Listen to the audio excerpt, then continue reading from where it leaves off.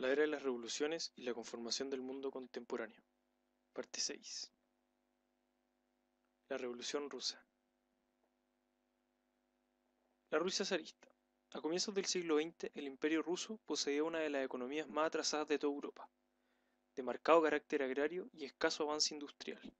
Su gobierno, encabezado por el zar Nicolás II, aparecía como el único régimen autocrático que seguía vigente en el continente.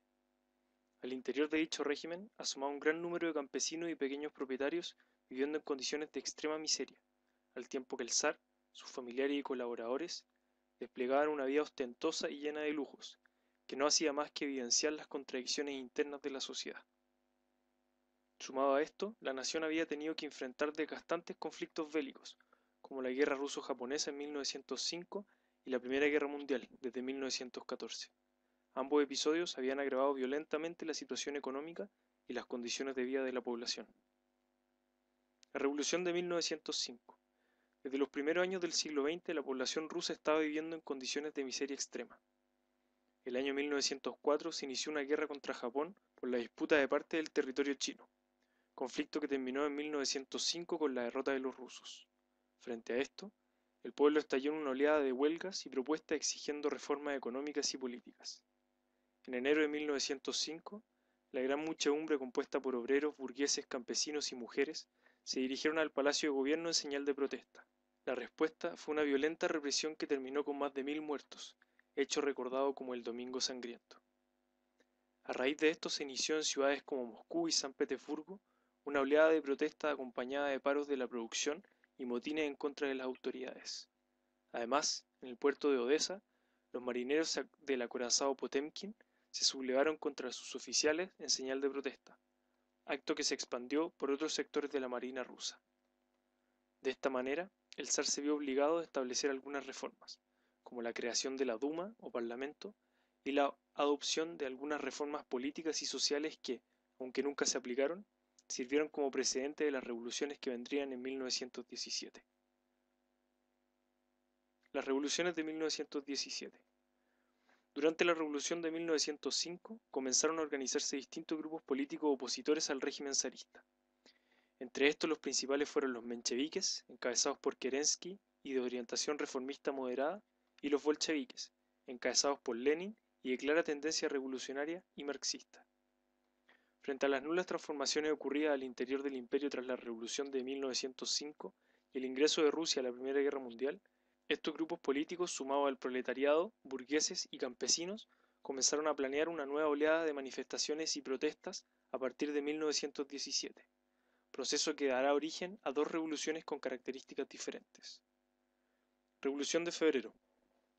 A fines de febrero, el pueblo salió a las calles de San Petersburgo a exigir pan, trabajo y el fin de la guerra.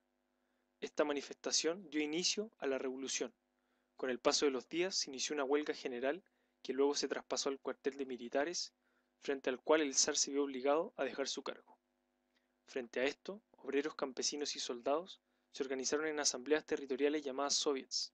De forma paralela, se establecía un gobierno provisional encabezado por Kerensky y miembros del antiguo parlamento. Revolución de Octubre.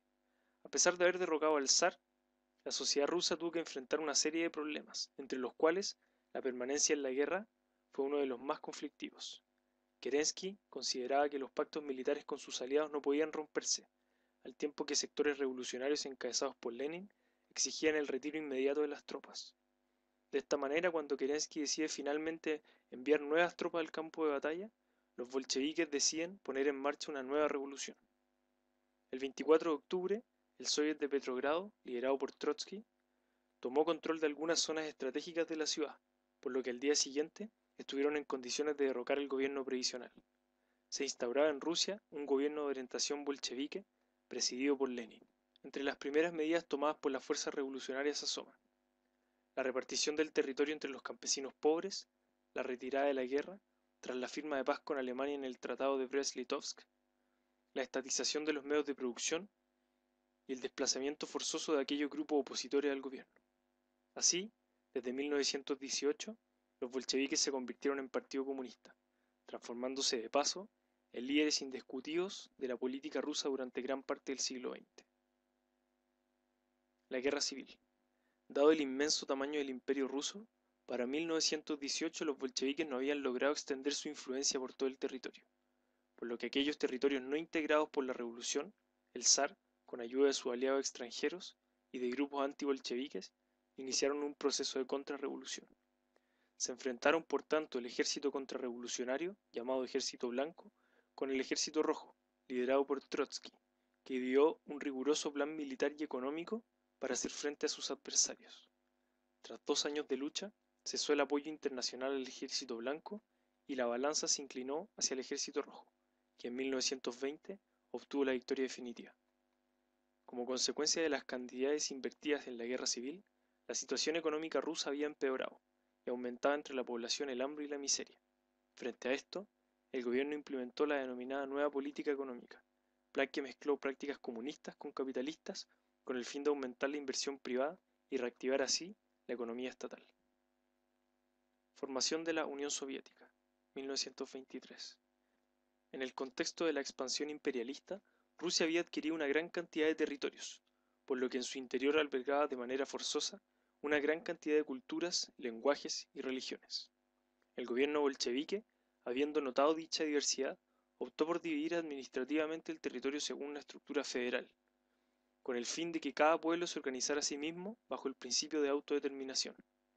Bajo esta lógica, en 1923 se crea sobre el antiguo territorio imperial ruso la Unión de Repúblicas Socialistas Soviéticas, donde cada república que integraba, la República Rusa, la Transcaucásica, Ucrania, Bielorrusia, Uzbekistán, Turkmenistán, entre otras, tenían la misma importancia.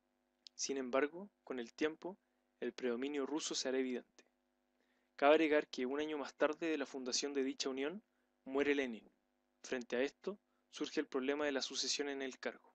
Así, a pesar de que Lenin había hecho público su deseo de que fuera Trotsky su sucesor, Joseph Stalin, secretario general del Partido Comunista de la época, aprovechó sus contactos y redes para hacerse con el poder, cargo que ostentará hasta 1953, año de su muerte.